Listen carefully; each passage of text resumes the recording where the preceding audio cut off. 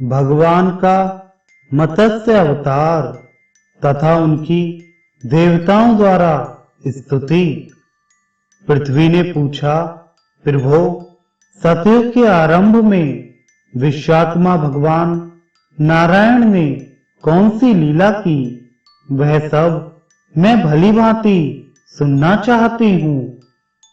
भगवान वराह कहते हैं, पृथ्वी सृष्टि के पूर्व काल में एकमात्र नारायण ही थे। उनके अतिरिक्त दूसरा कुछ भी नहीं था। एकाकी होने से उनका रमण आनंद विलास नहीं हो रहा था। वे प्रभु समस्त कर्मों के संपादन में स्वतंत्र हैं।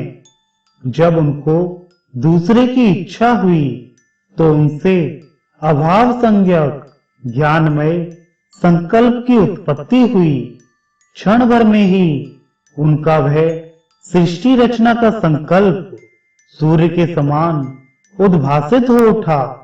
उसके फिर दो भाग हुए, जिनमें पहली ब्रह्मवादियों द्वारा चिंतनीय ब्रह्म विद्या थी, जो उमा नाम से प्रसिद्ध हुई।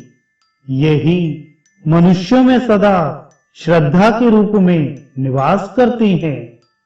दूसरी ओंकार द्वारा वाच्य एकाक्षरी विद्या प्रकटित हुई। तदंतर उसी ने इस भूलोक की रचना की। भूलोक की रचना करने के पश्चात उसने भूलोक एवं स्वलोक का निर्माण किया। तत्पश्चात क्रमशः महरलोक तथा जनलोक की सृष्टि करके वह प्रणवात्मिका विद्या अपने द्वारा रचित इस सृष्टि में अंतर्हित हो गई और धागे में प्रयोग हुए मणियों के समान वह सब में ओतप्रोत हो गई। इस प्रकार प्रणव से जगत की रचना तो हो गई, किंतु यह नितांत शून्य ही रहा। भगवान की यह जो शिव मूर्ति है, वे स्वयं श्री हरि ही हैं। इन लोकों को शून्य देखकर उन परम प्रभु ने एक परोत्तम श्री विग्रह में अव्यक्त होने की इच्छा की और अपने मनोधाम में क्षोभ उत्पन्न करके अपने अभिलाषित आकार में अभिव्यक्त हो गए। इस प्रकार ब्रह्मांड का आकार व्यक्त हुआ। फिर वह ब्रह्मांड दो भागों में विभक्त हुआ। इसमें जो नीचे का भाग था वह भूलोक बना। ऊपर का खंड भुवलोक हुआ, जो मध्यवर्ती लोकों के अंतरकाल में सूर्य के समान प्रकाशमान हो गया।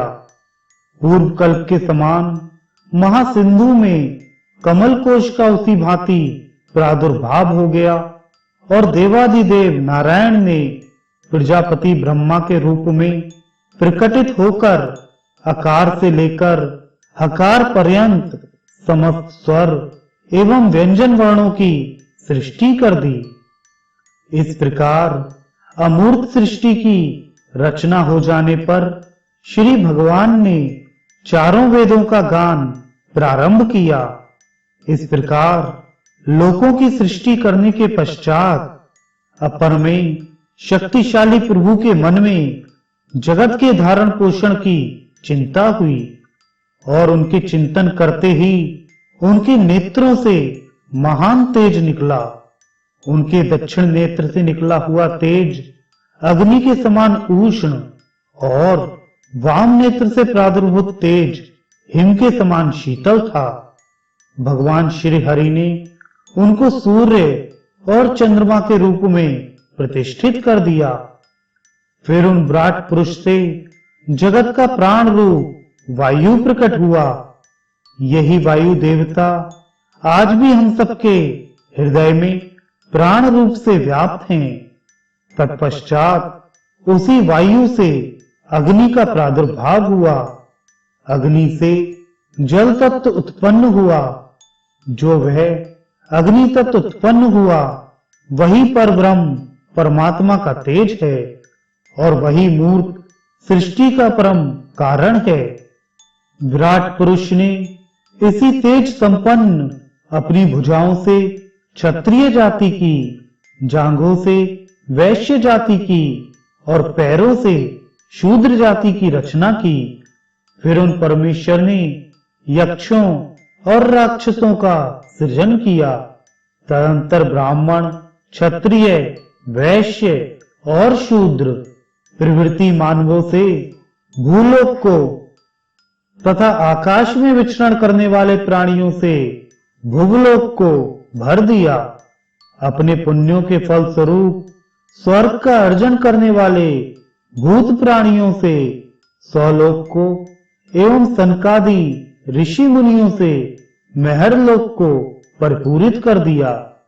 विराट परमात्मा की हिरण्यगर्भ के रूप में उपासना करने वालों से उन्होंने जनलोक को भर दिया और तपोनिष्ठ देवताओं से तपोलोक को पूर्ण कर दिया। सतलोक को उन्होंने देवताओं से परिपूर्ण किया जो मरण धर्मा नहीं थे। इस प्रकार भूत भावन भगवान श्री हरि ने सृष्टि की रचना संपन्न कर दी। परमेश्वर के संकल्प से इस जगत की रचना होने के कारण ही सृष्टि को कल्प कहा जाता है। फिर भगवान नारायण रात्रि कल्प के आने पर निद्रा मग्न हो गए। उनके सो जाने पर ये तीनों लोक भी प्रलय को प्राप्त हो गए। जब रात्रि समाप्त हो गई तब कमल नयन भगवान श्री हरि जाग उठे और उन्होंने पुनः चारों वेदों तथा उनकी सर्वभूता मार्तकाओं का चिंतन किया, किंतु योग निद्रा जनित अज्ञान से मोहित हुए देव देवेश्वर श्री हरि को लोक मर्यादाओं को स्थिर करने के लिए वेद उपलब्ध नहीं हुए। उन्होंने देखा उनके ही आत्मस्वरूप वेद जल में डूबे हुए हैं। अब उन्हें वेदों के उद्धार की चिंता हुई। अतएव तत्काल मत्स्य के रूप में अवतरित होकर सागर की विशाल जलराशि को क्षुब्ध करते हुए उसमें प्रविष्ट हो गए। मत्स्य मूर्ति श्री हरि महासिंधु के अगाध जल समूह में प्रवेश करते ही महान पर्वताकार रूप में प्रकाशित हो उठे। इस प्रकार उन देव श्रेष्ठ के मत्स्य अवतार ग्रहण करने पर देवता उत्तम स्तोत्रों से उनकी स्तुति करने लगे। मत्स्य रूप धारण करने वाले भगवान नारायण वेदों के अतिरिक्त अन्य शास्त्रों के पारगामी पुरुषों के लिए भी आप अगम्य हैं। यह सारा विश्व आपका ही अंग है। आप अत्यंत मधुर स्वर में वेदों का गान करते हैं। विद्या और अविद्या दोनों आपके रूप हैं। आपको हमारा बारंबार नमस्कार है। आपके अनेक रूप हैं। चंद्र और सूर्य आपके सुंदर नेत्र हैं। प्रलयकालीन समुद्र जब संपूर्ण विश्व को आप्लावित कर लेता है उस समय भी आप स्थित रहते हैं। विष्णु आपको प्रणाम है। हम लोग आपकी शरण में आए हैं। आप इस मत्स्य शरीर का त्याग कर हमारी रक्षा करने की कृपा करें।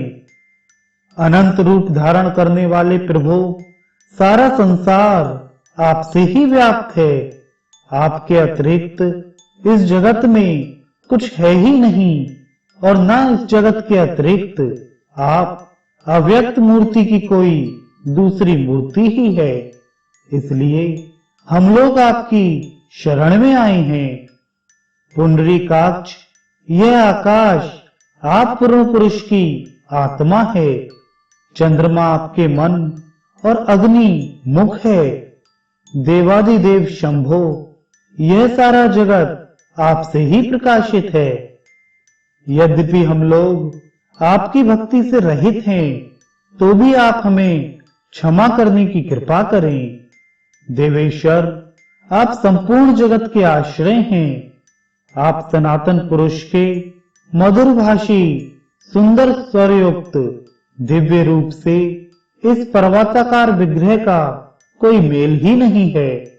अच्युत आपके सूर्य से भी अधिक तीव्र तेज से हम लोग संतप्त हो रहे हैं। अतएव आप अपने इस रूप का संवरण कर लीजिए। भगवान, हम लोग आपकी शरण में आए हैं क्योंकि आपको इस रूप में संपूर्ण जगत को व्याप्त करते देखकर हमारा मन भयभीत हो उठा है। आज आपको पूर्व रूप में ना पाकर आपसे हीन हुए हम लोगों को ऐसा प्रतीत हो रहा है जैसे हमारे शरीरों में आत्मा ही ना रह गया हो। देवताओं के इस प्रकार स्तुति करने पर मत्स्य रूपी भगवान नारायण ने जल में निमग्न हुए उपनिषदों और शास्त्रों सहित वेदों का उद्धार कर दिया। इसके पश्चात उन्होंने अपने नारायण रूप में स्थित होकर देवताओं को सांत्वना प्रदान की।